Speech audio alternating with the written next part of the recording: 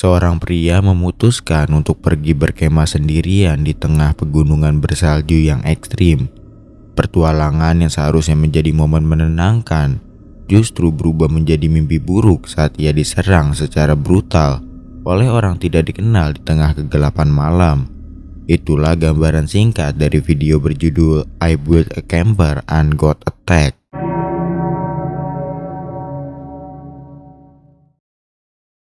Dipublish oleh Biaheza, seorang konten kreator yang dikenal dengan proyek-proyek kreatifnya.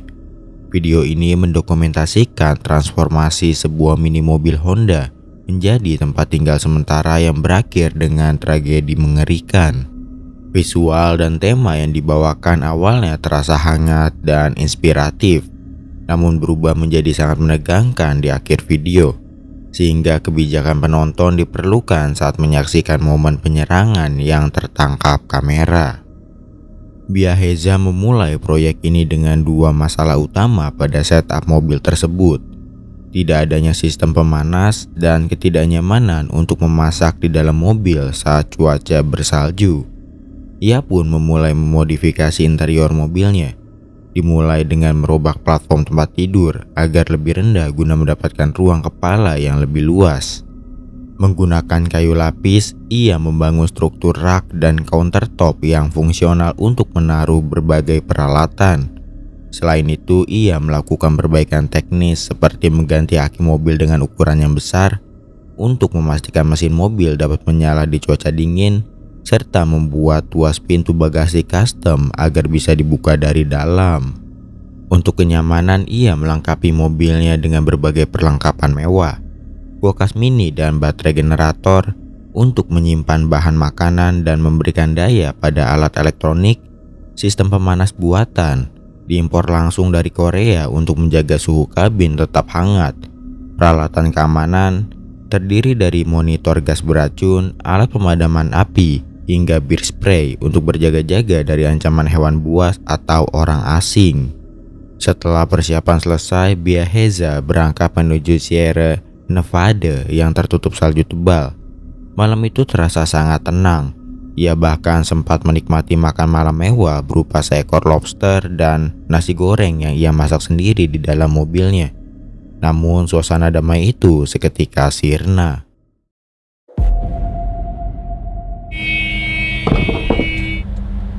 Hey! Hello, who is this? Can I help you? Hey! What can I do for you? Open the door!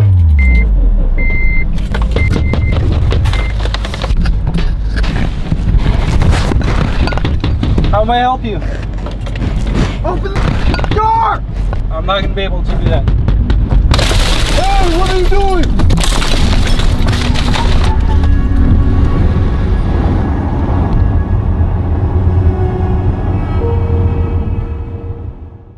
Saat ia sedang bersantai, sebuah mobil tiba-tiba datang dan memblokir jalan keluar mobilnya. Seseorang keluar dan mulai menyorotkan senter ke arah jendela, membutakan pandangan Biaheza. Pria asing tersebut terus menggedor jendela dengan keras dan memaksa Biaheza untuk membukakan pintu.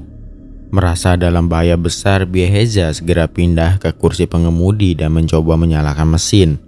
Namun karena salju yang membeku, bannya sempat kehilangan traksi dan berputar di tempat. Di saat yang sangat kritis, pria asing tersebut memukul jendela hingga pecah berkeping-keping, membuat serpihan kaca mengenai wajah dan mata Biaheza. Beruntung mobilnya berhasil mendapatkan traksi tepat waktu, memungkinkannya untuk memacu kendaraan dan melarikan diri dari lokasi tersebut. I Built a Camper and Got Attacked mengisahkan tentang bagaimana sebuah hobi yang menyenangkan bisa berubah menjadi situasi hidup dan mati dalam sekejap. Kita tidak pernah diberitahu apa motif sebenarnya dari pria asing yang menyerang Biaheza. Namun melihat bagaimana ia memblokir jalan keluar dan langsung menghancurkan kaca tanpa ada dialog terlebih dahulu, kita bisa berasumsi bahwa orang tersebut memiliki niat yang sangat jahat. Biaheza mengungkap bahwa akibat serangan itu, kornea matanya mengalami luka gores karena terkena pecahan kaca dan harus menjalani perawatan medis. Kejadian ini menjadi pengingat keras bagi siapapun yang gemar melakukan solo camping. untuk selalu waspada dan memiliki rencana penyelamatan diri yang matang.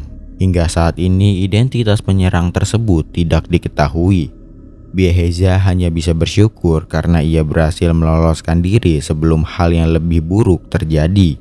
Jadi begitulah kisah menegangkan yang dialami oleh Bieheza dalam proyek campernya. Bagaimana menurut kalian? Silahkan berpendapat di kolom komentar.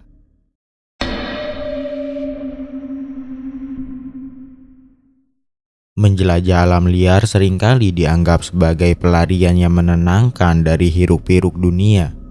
Namun bagi seorang pria di balik kanal di Camp Hans Outdoors, pengalaman berkemah di sebuah kuari tua berubah menjadi situasi yang menguji nyali.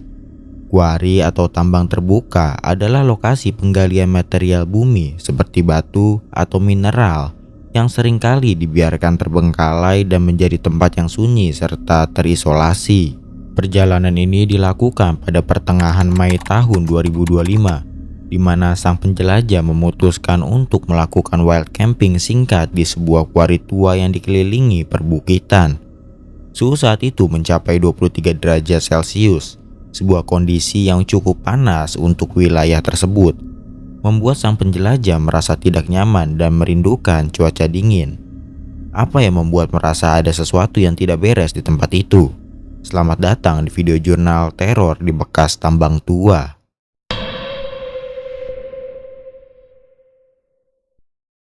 Setelah berjalan cukup jauh melewati medannya naik turun, ia akhirnya menemukan sebuah lokasi untuk memasang hamak atau tempat tidur gantung di antara pepohonan kecil namun kokoh. Ia menggunakan wopi sling dan karabiner untuk memastikan tempat tidurnya terpasang dengan aman. Wopi sling adalah jenis tali yang dapat disesuaikan panjangnya secara mudah. Biasanya terbuat dari serat sintetis kuat yang sering digunakan oleh para pencinta hamak camping demi kepraktisannya. Menjelang malam, sang penjelajah mulai menyiapkan makan malam berupa flatbread yang dicampuri dengan mentega dan madu. Namun di tengah proses memasak, ia mulai merasakan suasana yang berbeda. Ia berkali-kali mendengar suara-suara aneh dari semak-semak di sekitarnya. Situasi ini diperburuk dengan ingatannya saat baru tiba di lokasi, di mana ia sempat mendengar suara seorang wanita yang sedang berbicara di balik semak-semak. Namun saat diperiksa tidak ada siapapun di sana. Right guys, I've just finished all that bread. Wow, it's delicious. Just made myself a nice hot chocolate. Looking forward to that. Yeah, so spooky out. Keep hearing things. When I walked in here, I could hear a woman sort of talking in the bushes, and I'd sort of look round and couldn't see no one. It's really weird. I just heard a big commotion right over there, probably 20 metres away. Don't know what it was. Just don't feel right.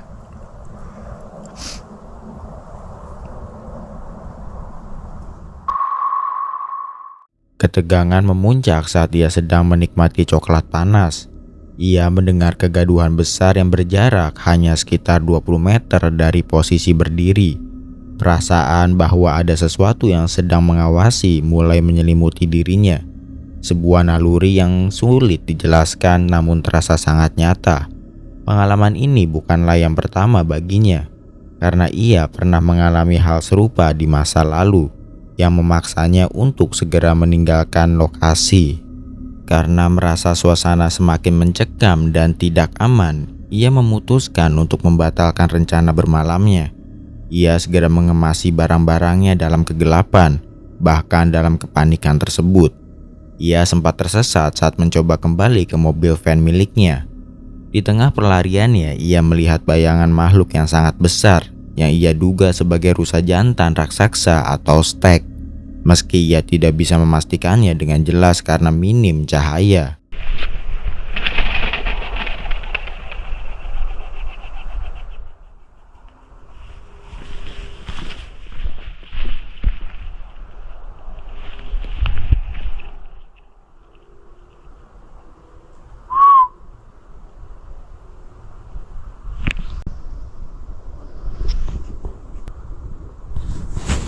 just walking back to the van.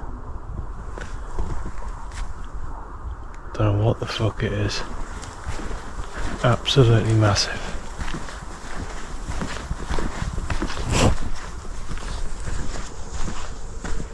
Looks like a massive stag.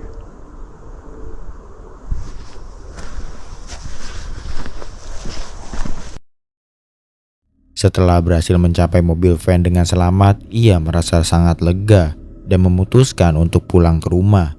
Jadi begitulah pengalaman mencekam dari Dekan Hams Outdoors di sebuah tambang tua yang membuktikan bahwa naluri manusia seringkali menjadi pelindung terbaik di alam liar. Bagaimana menurut kalian? Apakah suara wanita dan kegaduhan tersebut berasal dari hewan liar? Atau memang ada sesuatu yang lain di sana?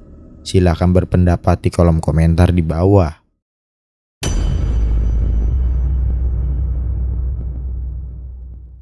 Seorang perempuan memutuskan buat ikutan sebuah tantangan dan masuk ke gedung tua yang sudah terbengkalai di tengah malam. Dia mulai melakukan live streaming bareng para penontonnya. Tidak disangka-sangka kameranya malah menangkap sesuatu yang menyeramkan dan benar-benar di luar dugaan.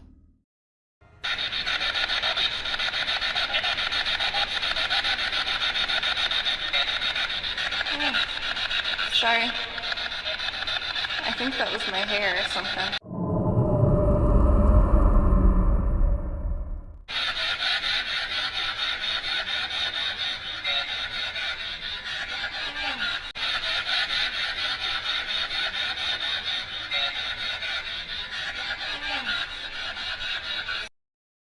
Awalnya perempuan ini berpikir kalau ada serangga yang menyentuh lehernya. Maka dari itu dia langsung menepisnya begitu saja. Tapi pas videonya di zoom, kita bisa melihat dengan jelas kalau selai rambutnya bergerak sendiri dan menyentuh lehernya. Yang bikin kejadian ini makin aneh adalah tidak mungkin disebabkan oleh angin, karena saat itu memang tidak ada angin sama sekali. Buktinya sisa rambut lainnya diam saja dan tidak bergerak sedikit pun.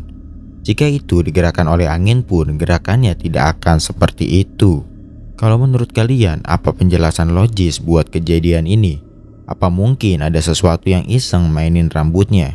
Atau kalian punya teori lain? Tulis di kolom komentar.